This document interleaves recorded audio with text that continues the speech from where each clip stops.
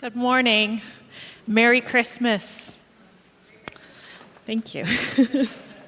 So whether you are a long-time Westside attendee, or maybe this is your first time with us here this morning, or somewhere in between, we just want to welcome you here. We're so excited that you joined us this morning. It's our first gathering after our Christmas Eve service as a community. And so I hope you guys have all been able to enjoy some great food, family conversations, maybe a nap. You know, our family got the stomach flu for Christmas, so yeah, that's a gift that keeps on giving.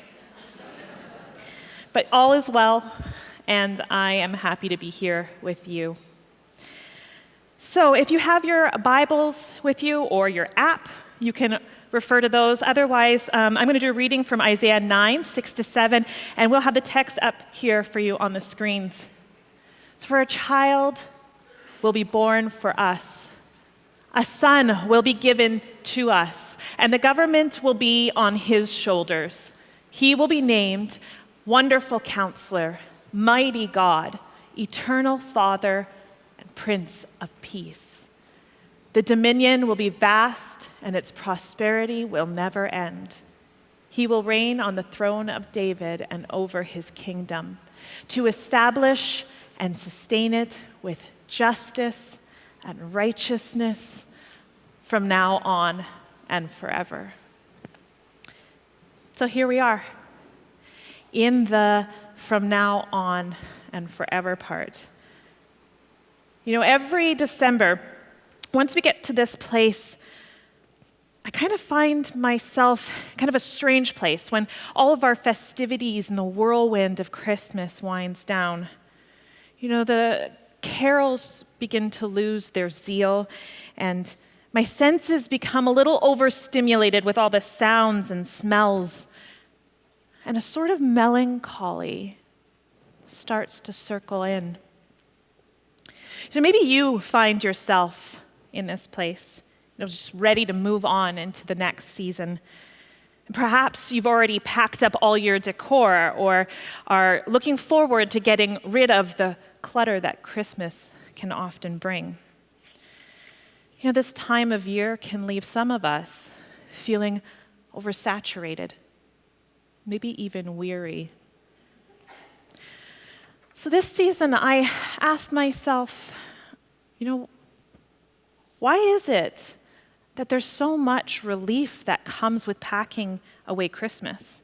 You know, if this is the season of true joy and celebration, then how can we have had enough? So I wonder, for me, if that clutter that works its way into my home over the holidays, intangible items, is a smaller representation of the clutter that sometimes can work its way into the Christmas story itself. You know, before we move on into the next, can we just pause? Just take a moment to let it sink in. There was a birth of a child, a birth that was defiant, prophetic, and unsentimental. Is there anything that I want to ensure isn't just packed away until next year? So we gathered here just a few short days ago for our Christmas Eve service. It was a beautiful service, and it left us feeling nostalgic for the things of our Christmas past. And if we are to think of that nostalgia as a way of coming back and drawing nearer, then we can conversely understand this word sentimentality in the terms of a sort of embellishment, or possibly even as something that draws us away from. Nostalgia takes us into the depths of a moment, whereas sentimentality holds us in the shallow. You know, Bernard Shaw defines sentimentality as the working up of the greatest possible emotion on the cheapest possible terms.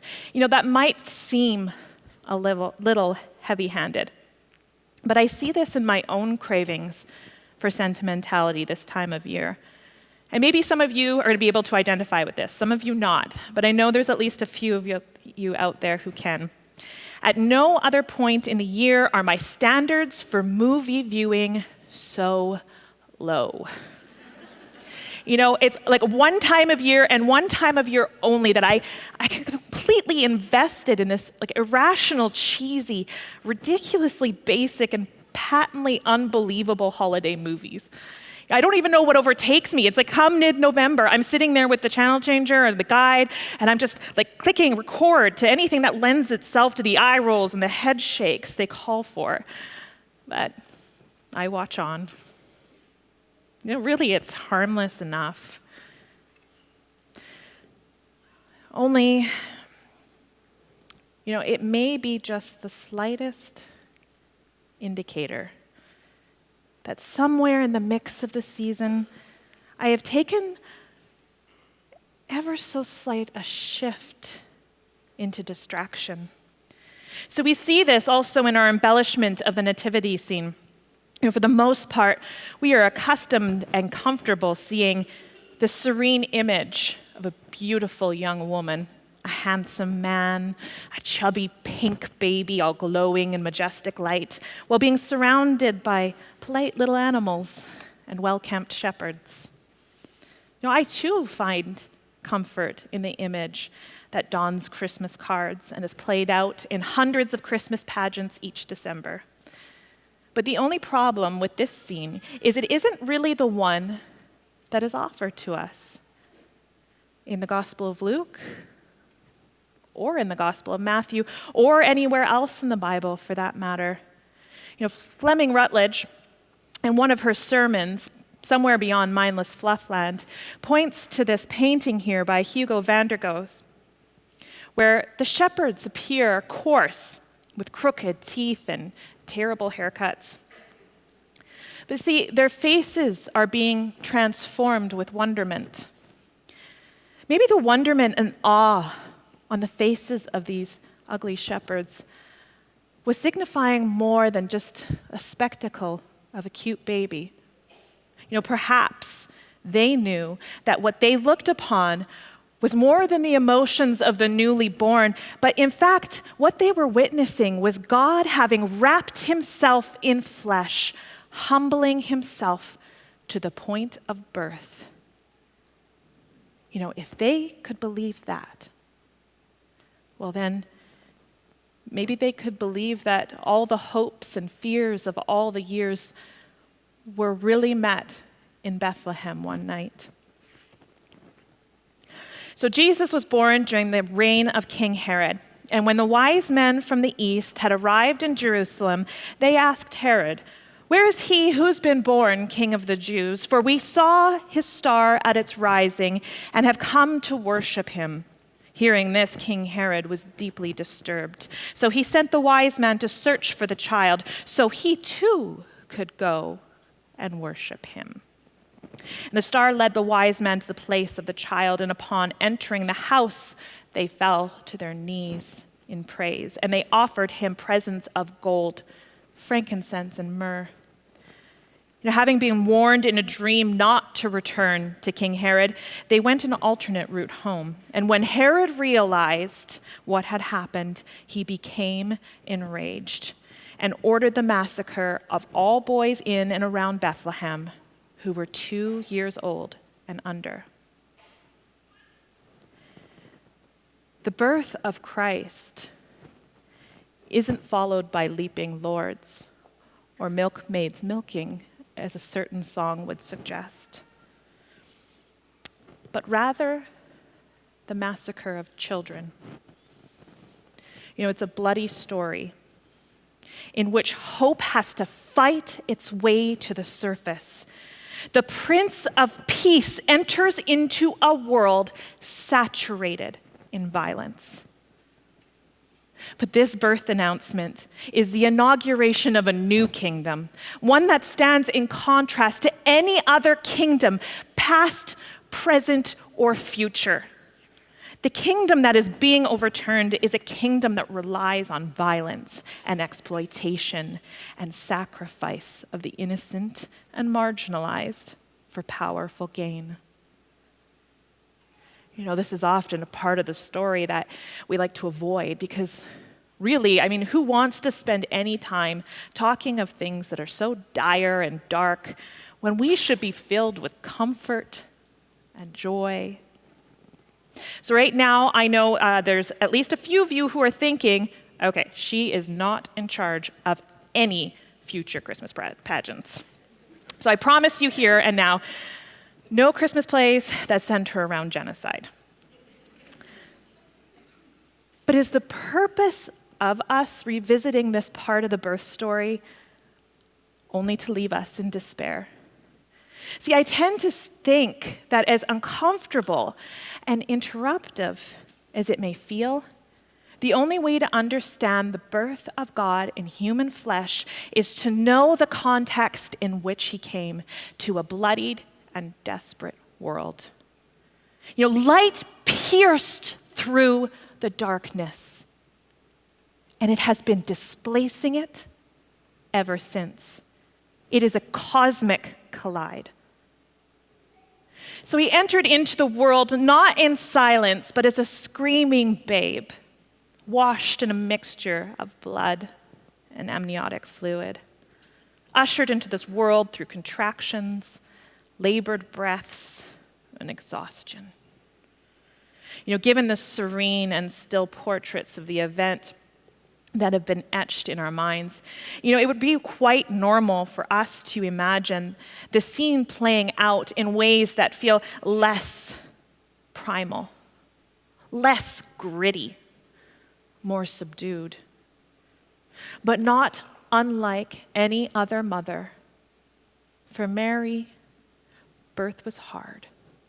It was messy, and it was painful, and in many ways, it was just ordinary. So Luke 2:21-24, when the 8 days were complete for his circumcision, he was named Jesus, the name that had been given before he was conceived. And when the days of their purification, according to the law of Moses, were finished, they brought him up to Jerusalem to present him to the Lord. Just as it is written in the law of the Lord, every firstborn male will be dedicated to the Lord, and to offer a sacrifice according to what is stated in the law of the Lord, a pair of turtle doves or 2 young pigeons. You see, this is where we see the intersection of the ordinary with the extraordinary. What was expected of every Jewish family was expected of this family. Circumcision, naming, purification, presentation, consecration. The normal flow of events following the birth of the firstborn son for a Jewish family. These expected and ordinary practices, enmeshed with the divine purpose, points us to the willingness of Mary and Joseph to work within God's aim and attest that Jesus will operate with God's purpose. Mary birthed, nursed, and would nurture God. But Mary's greatness is that she heard, believed, and obeyed. Later on in Luke, we would see Jesus kind of push back against this sentimentalized mother as a woman calls out from the crowd, "Blessed is the womb that bore you and the one who nursed you." And he said, "Rather, blessed are those who hear the word of the Lord and keep it." It's not quite the response one expects when complimenting one's mother. But the words of the woman in the crowd were not altogether wrong. But because motherhood, and especially as it relates to sons, represents one of the only means by which status would have been understood and attributed to women, what is being said here is subversive. Luke is portraying her as one who hears, responds, and proclaims in prophetic fashion her hope for the divine. Her belief is not restricted to belly and breasts. So let us understand that Mary was brought up in the knowledge of God. She understood the magnitude of the mighty acts of the Old Testament. Mary received a message from the God of Israel, the God of Abraham, Isaac, and Jacob. And she knew full well where she stood in relation to that. So maybe our need to sentimentalize her comes from our own questioning of where we stand. Perhaps our own fears and insecurities, or maybe even past hurt or trauma, make sentiment more palatable, safer than the truth. So in all my questioning over Christmas, over what Mary knew or didn't know, I'm reminded of when we first found out that we were pregnant with our first child, and one of the first books I went out to buy was that book called What to Expect When You're Expecting.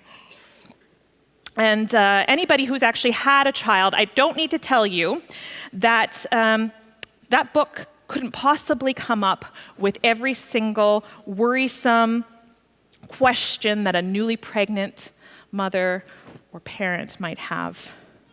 So I remember calling HealthLink to ask if it was okay if I ate Kraft Ranch dressing.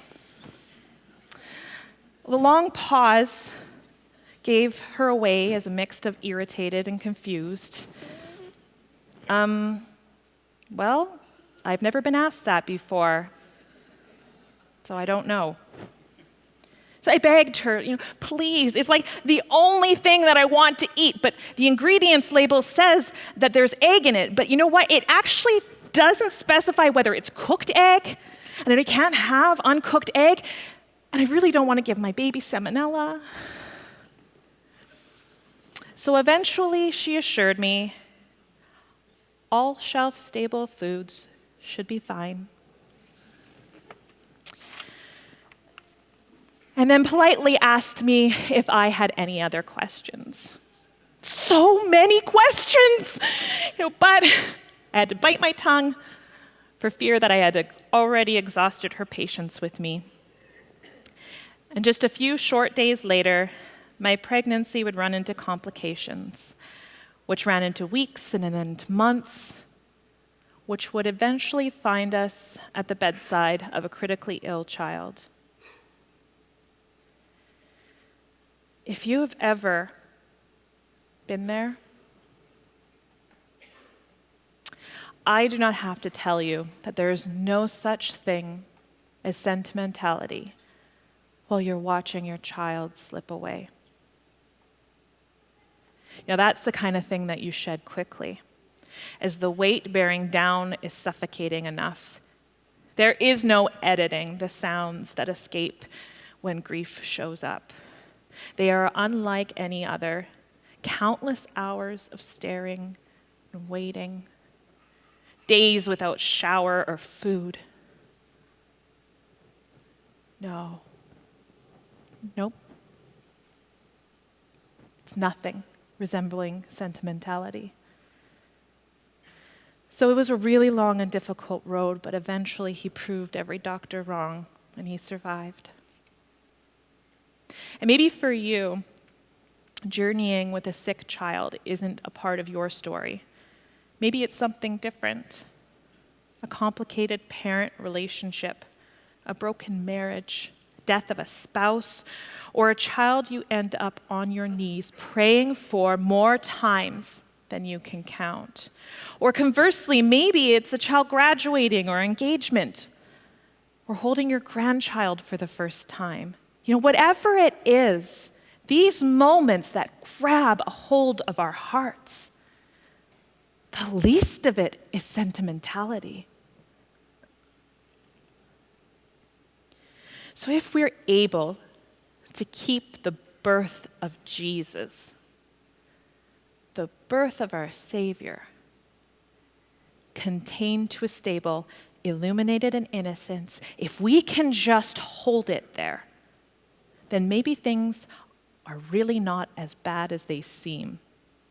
For unto us a child is born. For unto us a son is given, and the government shall be on his shoulders. You know, we need to sigh with relief at that.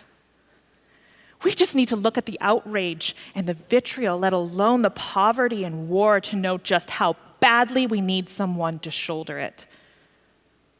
Not just a shoulder to lean on, but one who takes the whole burden for us. You know, the whole world is hungry for that kind of hope. Fleming Rutledge says, "There is no denying the brokenness and darkness that exist in and hold this world captive. And yet if we look for, grasp for, long for with sigh too deep for words, the light shining in the darkness, the irony of our hope being found in a baby is not lost on me this season. The irony of the light scattering the darkness through the offering over of a son is not lost on me."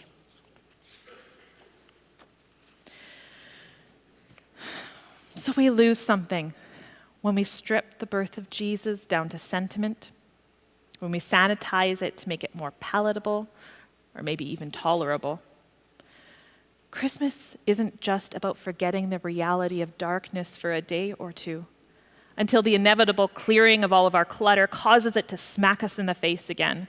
You know, this story cries out for more honesty, but also more space and more time to breathe itself into our lives past December 26th. This was the coming of a kingdom unlike any other kingdom. Beautifully put by N.T. Wright. He said, "Watch as the mighty God strides through Galilee, feeding the hungry, healing the sick, rescuing people, and restoring creation itself. Look on in awe as the everlasting Father is seen mirrored in the incarnate Son, giving himself totally to his beloved world. And if you dare, in the light of our culture, where war, the way of death, is the way of life for so many, watch as Jesus, from his earliest beginnings, with a price on his head, through to his riding the donkey into Jerusalem, shows what it looks like when the Prince of Peace is on the move." So one thing that I started doing this Christmas was taking things that had become a little stale to me and changing the filter through which I viewed them. You know, sometimes we can hear familiar words in a new way that sparks something in us. I stumbled upon this beautiful arrangement of Joy to the World by Amanda Held Opel. And right now, a couple members of the worship band are going to play it for us.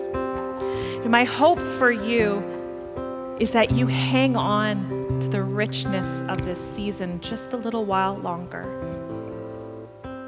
Maybe even longer than is comfortable.